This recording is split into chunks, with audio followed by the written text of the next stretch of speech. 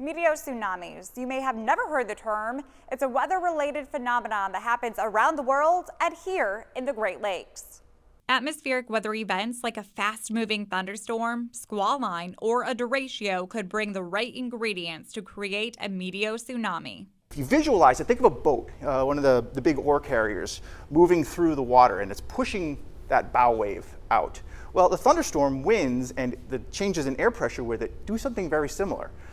So if you have the right conditions and the right winds and the right setup, that thunderstorm will push a wave out in front of it, and it's that wave that becomes a meteotsunami. It can come ashore. We've detected meteotsunamis on each of the Great Lakes using water level records from gauges around the lakes.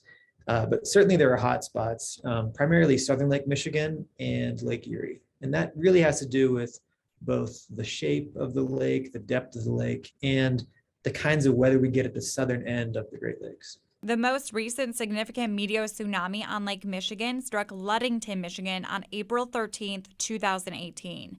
That meteotsunami actually sparked the research that is currently ongoing. We're starting to get a clearer picture of just what goes into making this.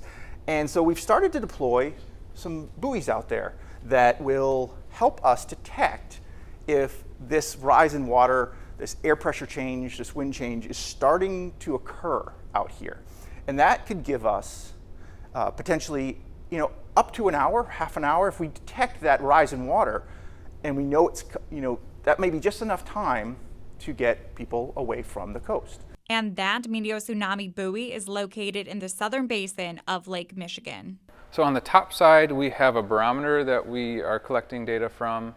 And then on the bottom side, we have just a pressure sensor that is just collecting the changes in pressure, and it will transmit that data back and give you a rough estimate if there's a tsunami or not. If there's a certain threshold pressure change, this instrument will start to scan faster, collecting more data, like how fast it's traveling and when it should arrive at the shore.